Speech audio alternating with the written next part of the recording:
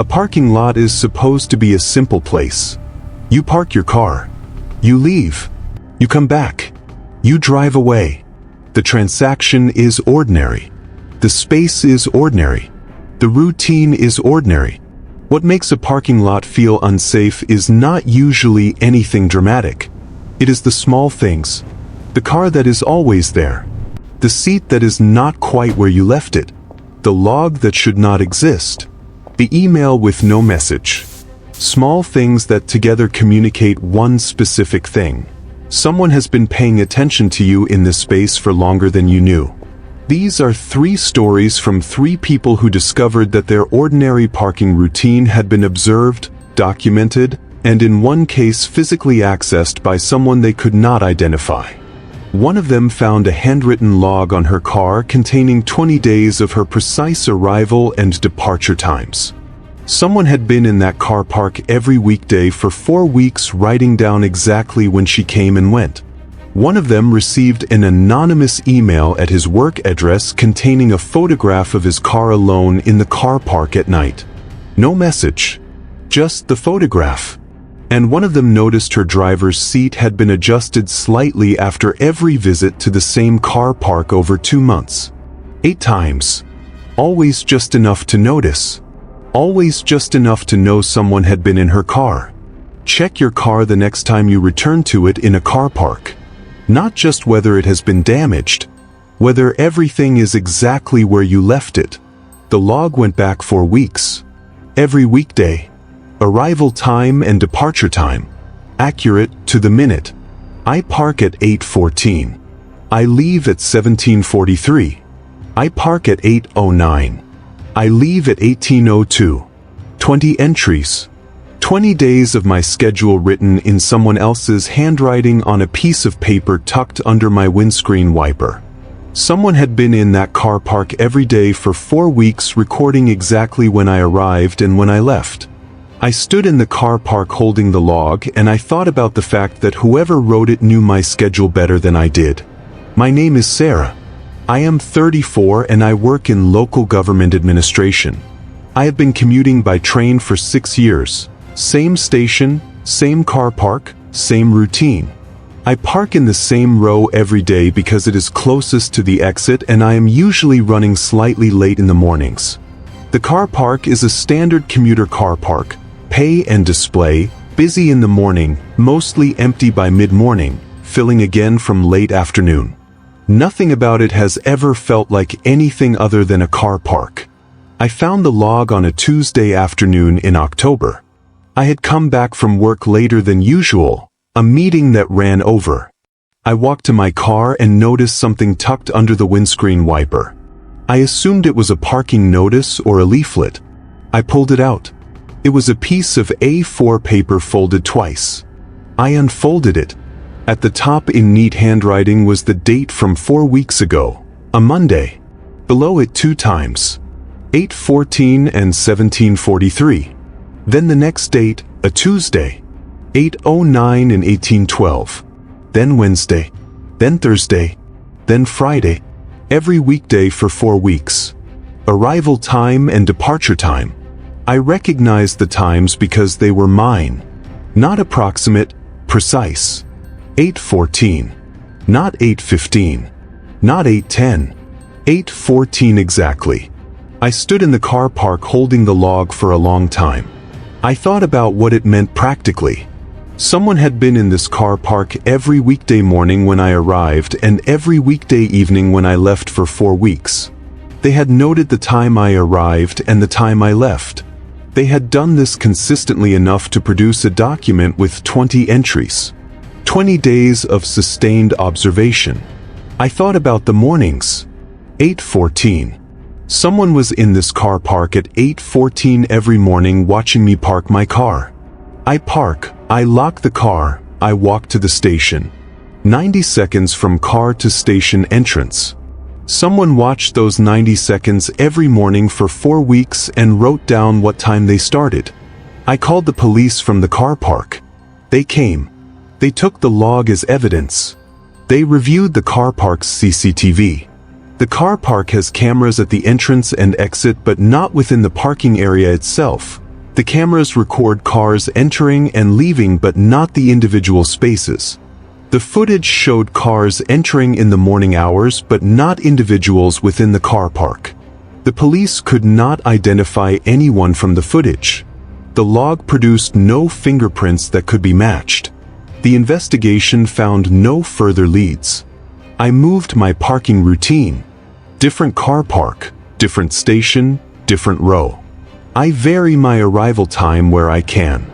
I have not received another log, but I think about the 20 entries sometimes. About the specific patience of someone who came to a car park every weekday morning for 4 weeks and waited for me to arrive and wrote down what time I got there. Not a camera, not a device.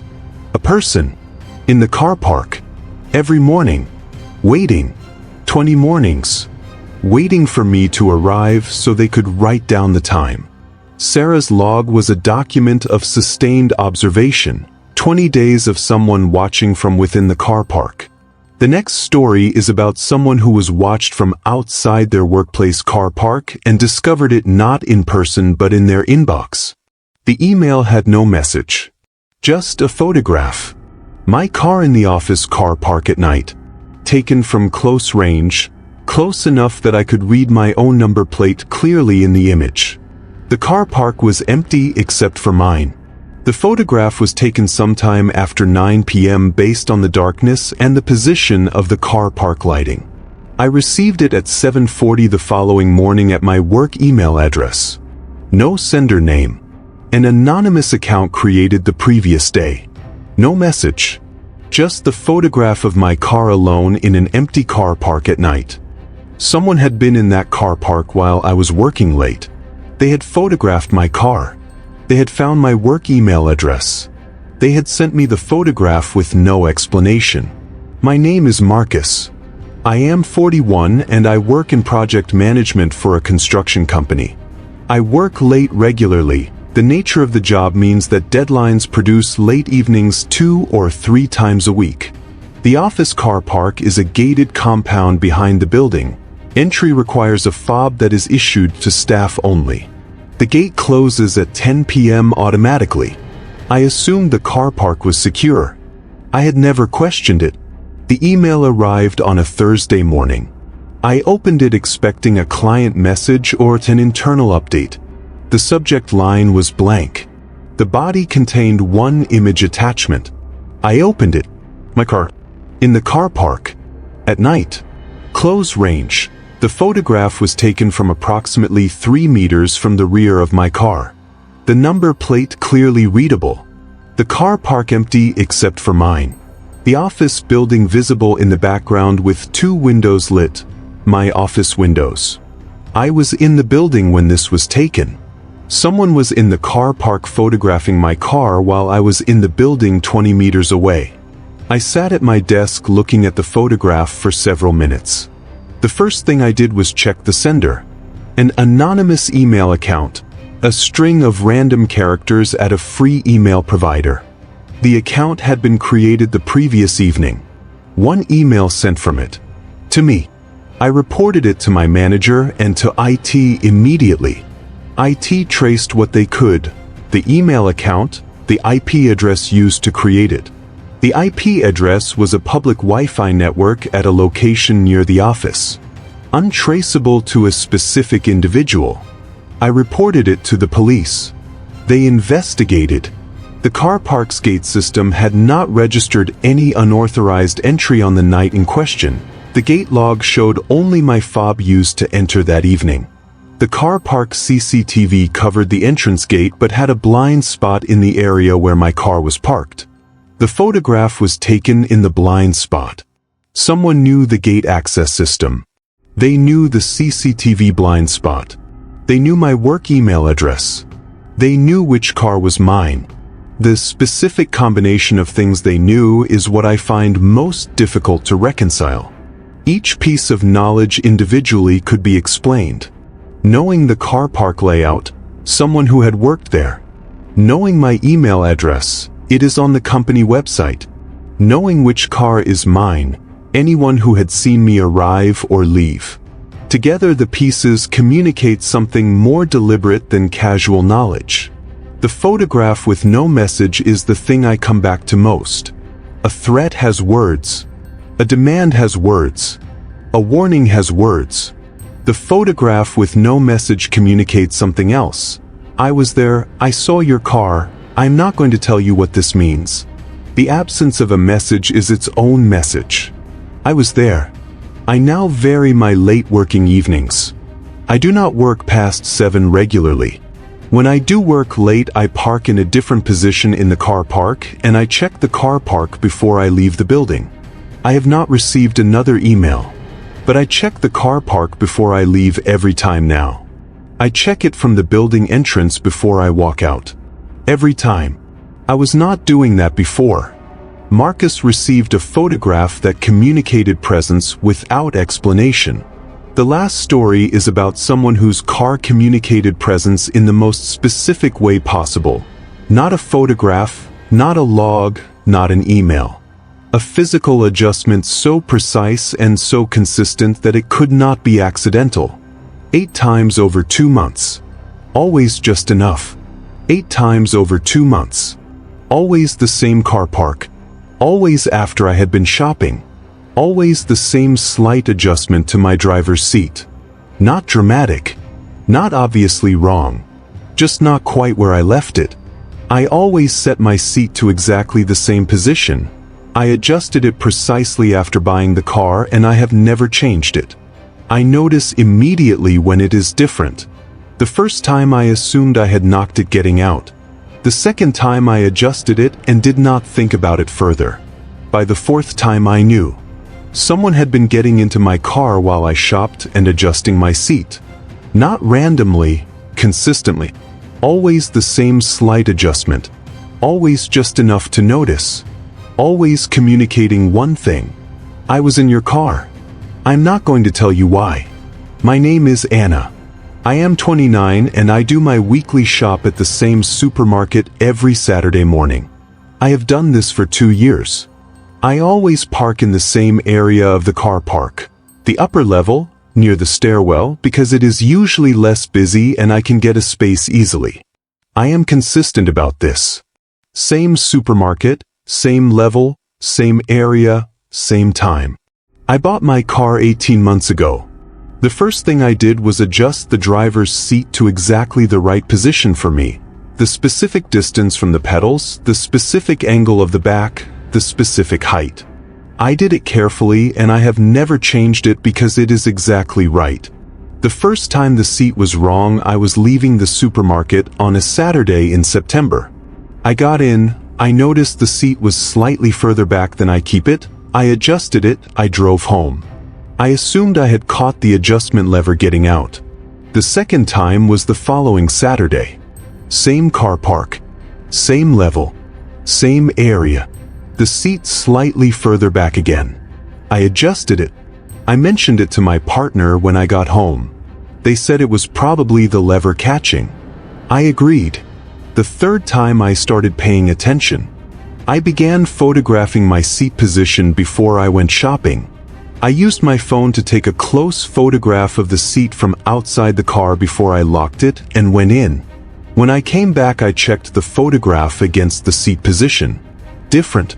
The seat was further back than the photograph showed. I did this for 5 more weeks. 5 more Saturdays. 5 more adjustments. My photograph showing the seat before. The seat further back when I returned. 8 times total. The first 2 before I started photographing, the 5 after, and 1 more after I had reported it and was still documenting. I reported it to the police after the 5th time. They took my photographs as evidence. They reviewed the supermarket car park's CCTV. The car park CCTV had coverage of the upper level but at an angle that showed vehicles from above.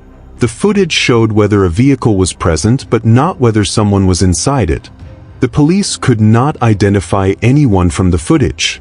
They explained the mechanism. Modern car locks can be accessed using relay devices that amplify the signal from a key fob inside a building, allowing the car to be unlocked without the physical key.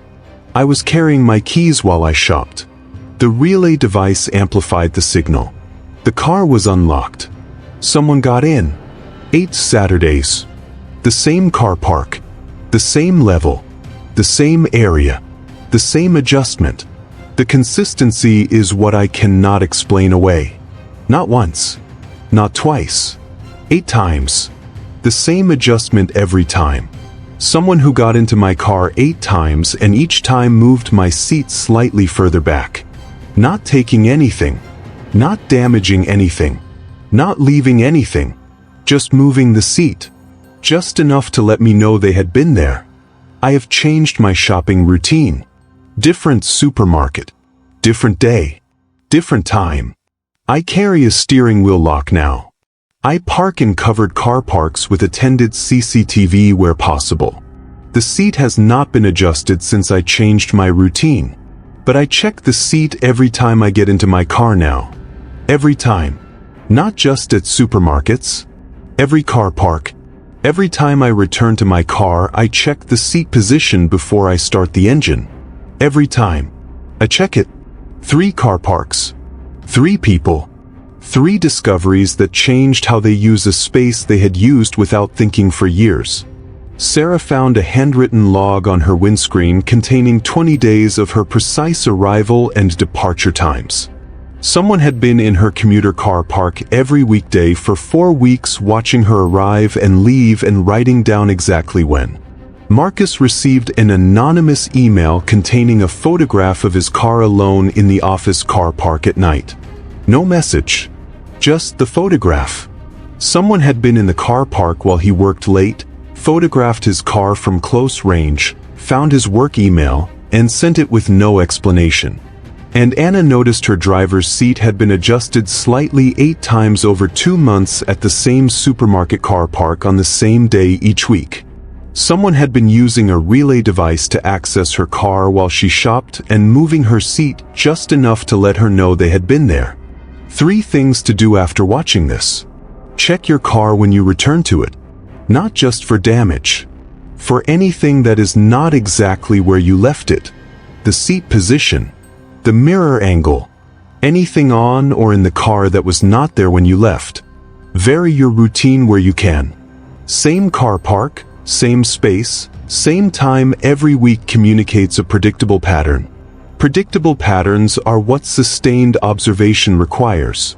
And if you notice something, a note, an object, an adjustment, anything that suggests someone has been at or in your car, report it immediately.